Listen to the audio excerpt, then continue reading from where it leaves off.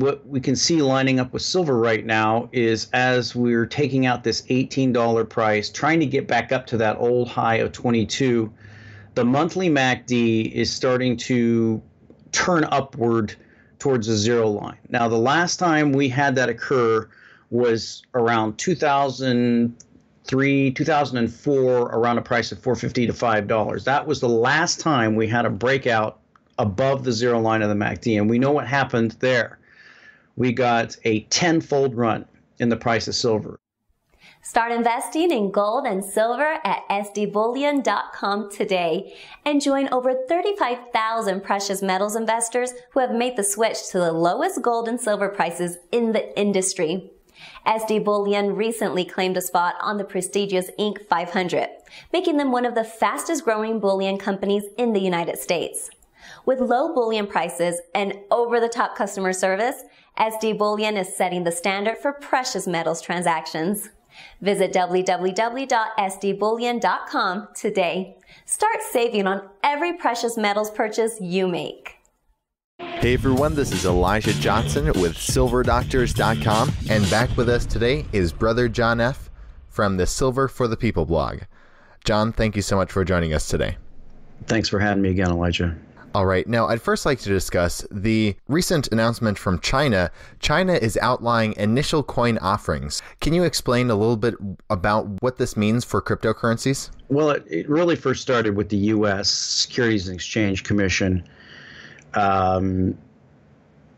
starting to regulate ICOs.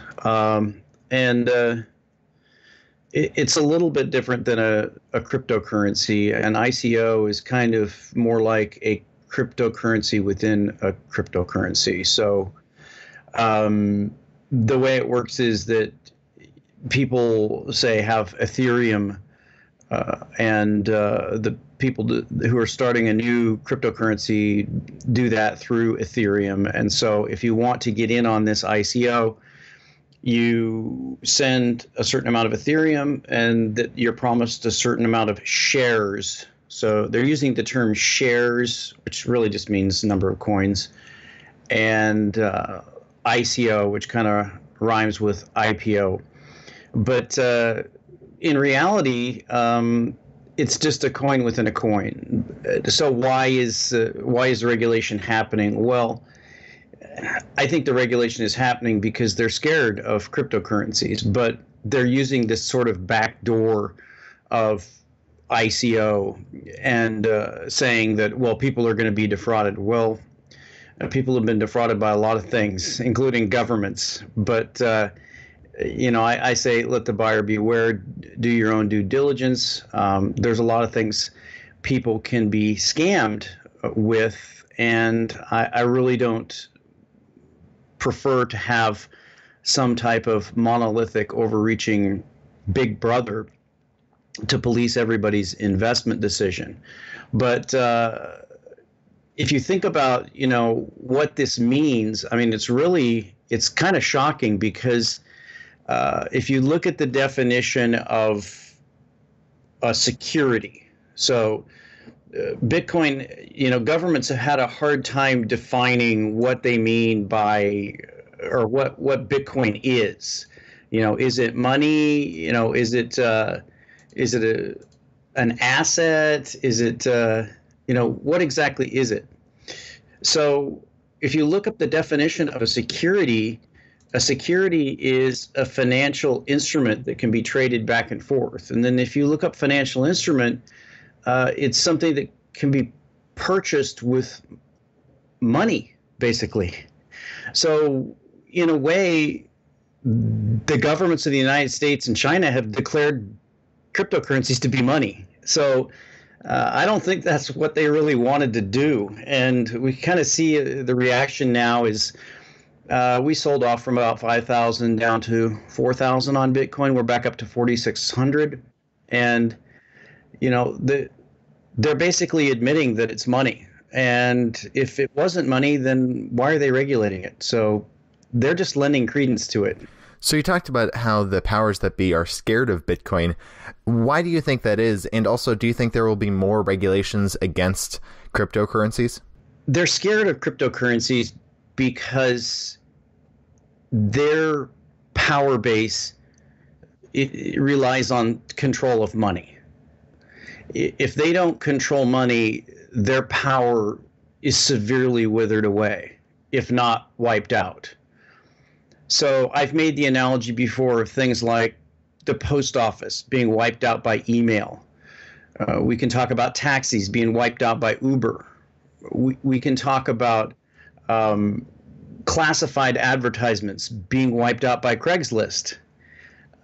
These are disruptive technologies, and they change the existing order. Now, I have always said from the beginning, since I discovered Bitcoin in June of 2011, that Bitcoin will destroy the bankers' monopoly on money.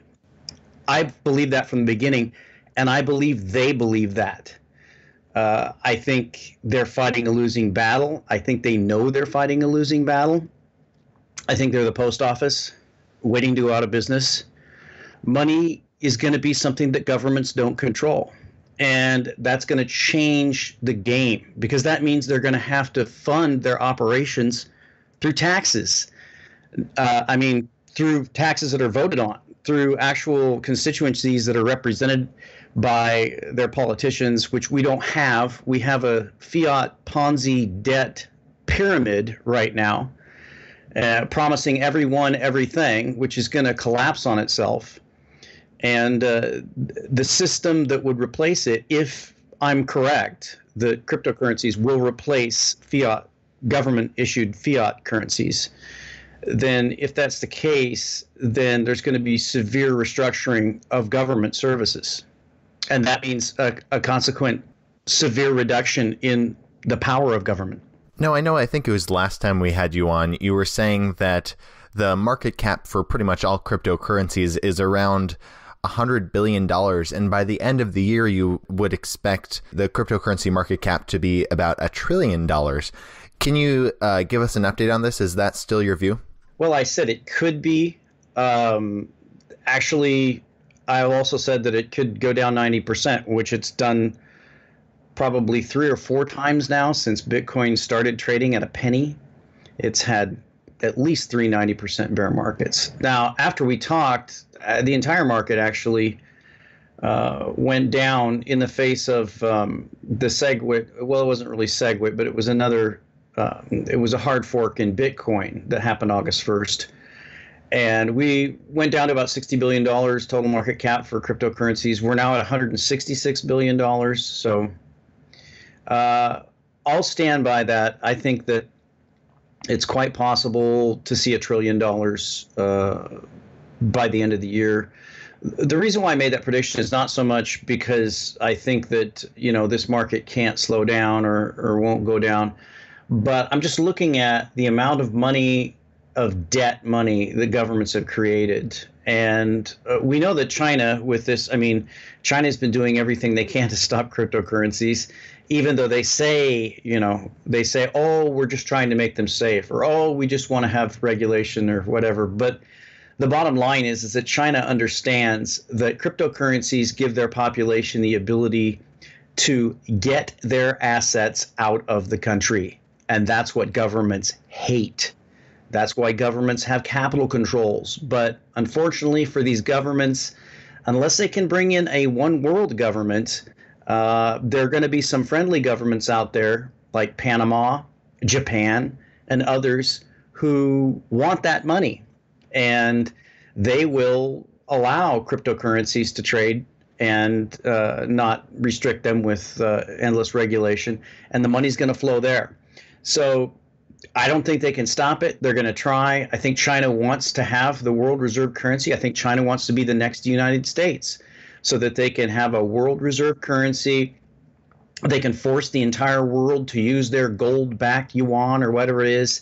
And then they get all of that seigniorage advantage, which means that they reap tremendous benefits from just having the currency that everybody saves in, because that's a currency they need to do international transactions. That's what's benefited the dollar for the last, 50 to 100 years is that seigniorage. I can never pronounce that correctly. But it's just the advantage of having the world international reserve currency. And China, I believe, wants that. But I don't think it's in the cards. I think China knows that something new has come along, cryptocurrencies, and it might not happen for them. Now, moving our focus to the precious metal markets, I wanted to discuss the recent price action we've been seeing. It seems like they've been skyrocketing for the past month or so. Gold is, above $1,300. It's $1,330 as we speak, and silver is, touching $18. What is your perspective on the recent price action, and where do you see them going from here?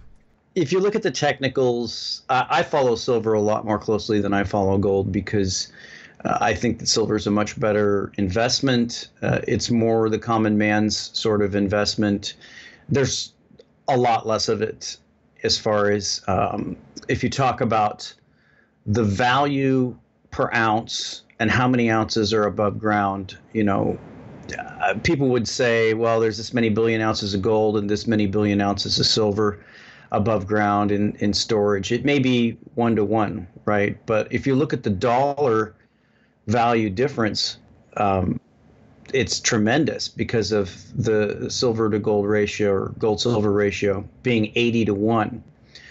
So silver is by far the best investment. I follow that technically. And if you look at the chart of silver, if you look at the monthly MACD, which is the main technical indicator I use, I don't really like to get into advanced stochastics and all kinds of swing things. I use the basic support resistance trend line and MACD.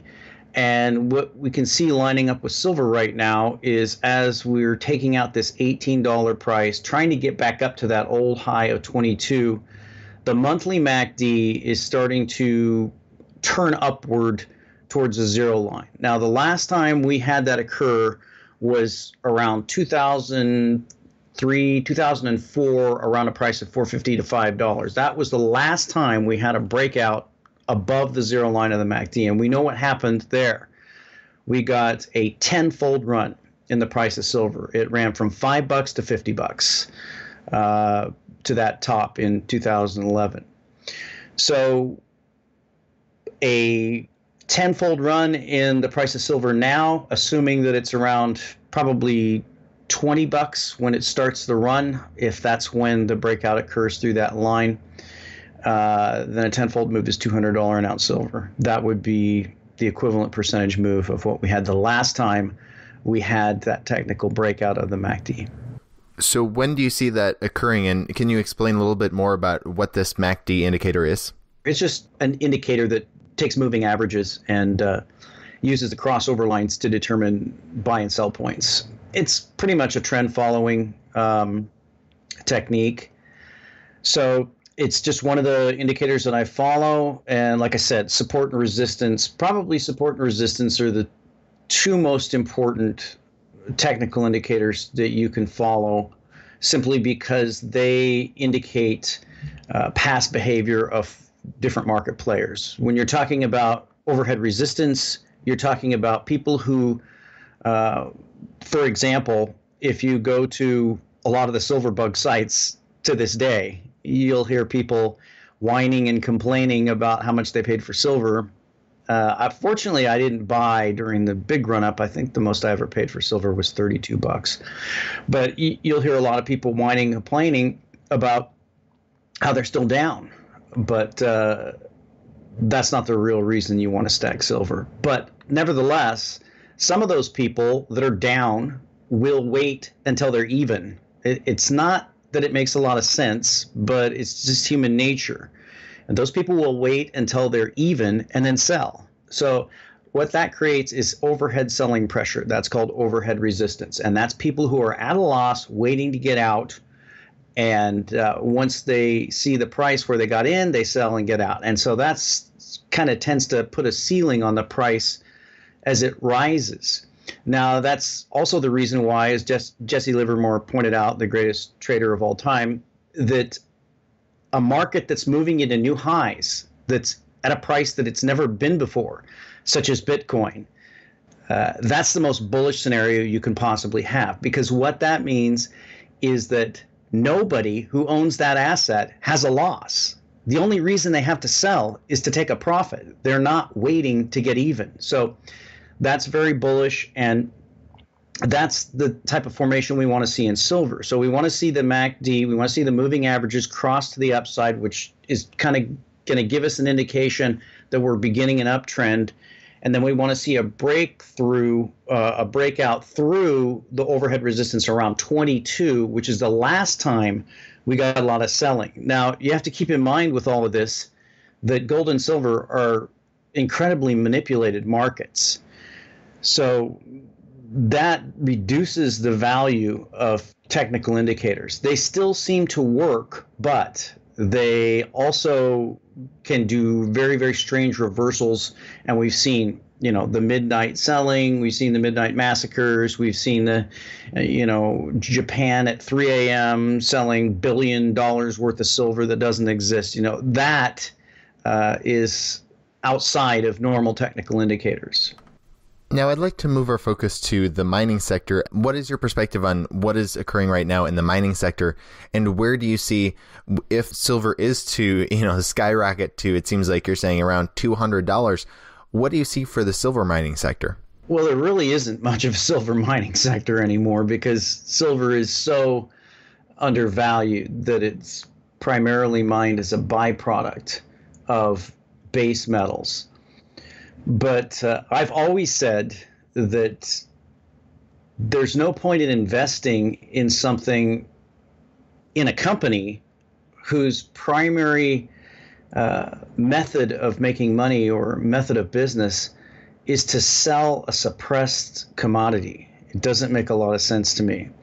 So I said that for the longest time that I'm not interested in buying the shares of something that the government is suppressing its price. It doesn't make sense to me. It's like a guaranteed loser.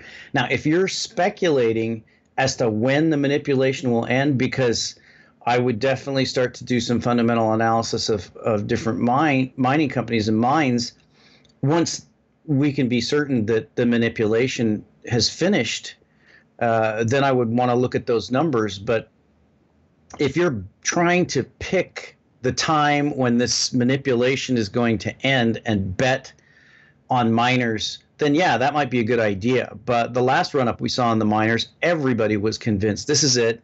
We had big runs, and most of them gave it all back. So until the manipulation ends, I'm not willing to bet. And then, of course, there's all the other risks that you have with paper assets. Which is, it's somebody else's liability. Somebody has to pay it to you. There's all the legal risks. The laws can be changed. And we've seen the United States government and now China with this ICO law, they don't have too many problems with passing ex post facto laws. It can change things retroactively. You've got country risk. You've got countries that can nationalize their mines and do what Venezuela did to their oil mines and just steal everybody's money. So all of those risks come into play when you're talking about mining shares. None of those risks come into play when you're talking about physical metal held in your hands. In your perspective, then, what would be like a good, portfolio or a ratio in someone's portfolio to have physical precious metals versus the more speculative paper assets and electronic assets like mining stocks, and also electronic assets like Bitcoin and other cryptocurrencies? I can't give financial advice, so I can't tell people what they should do. I can tell you what I've done. I don't have any mining shares. I have very little precious metals other than physical silver. I have a small percentage of cryptocurrencies, which turned into a very, very large percentage because of the gains. So that percentage of my portfolio has grown. I've recommended on my member site certain points in cryptocurrency market where I thought was a good transitioning point to take some profits in cryptocurrencies and move them into physical metal. I've mentioned before, JM Bullion is one and Provident Metals is another. There are probably others. Those are just two that I know of. And I don't have any sponsorship with them. They're just two that I know of that take cryptocurrencies and actually give you a pretty good price, basically the bank wire price for buying with cryptocurrencies. And, you can convert that into physical metal. So I have recommended to my members that they might want to think about converting some of these cryptocurrency profits. But that's about it for me. You can say I'm crazy or conservative, but for me, it's silver and Bitcoin and then some speculative altcoins. That's about it. All right. Well, before we let you go, we had one viewer's question. They're wanting to know about, they are saying that you in 2013 made a video, a silver update on the global silver reserves, and they're wanting to know if you have any recent information or updated information on the world's silver reserves.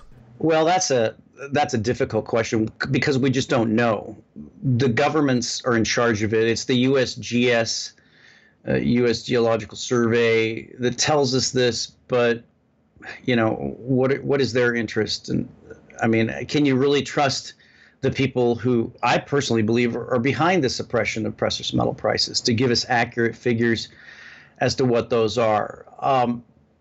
There's a lot of people who believe that there's a bunch of gold out there that no one's found or has been hidden or is stashed away, etc. But I think that Steve St. Angelo has done a really good job in exposing that sort of conspiracy as being kind of crazy. I think that you have to talk about how much is in the ground, and the U.S. government counts that. That's kind of crazy that you would count your gold reserves as what you believe is in the ground. You haven't mined yet.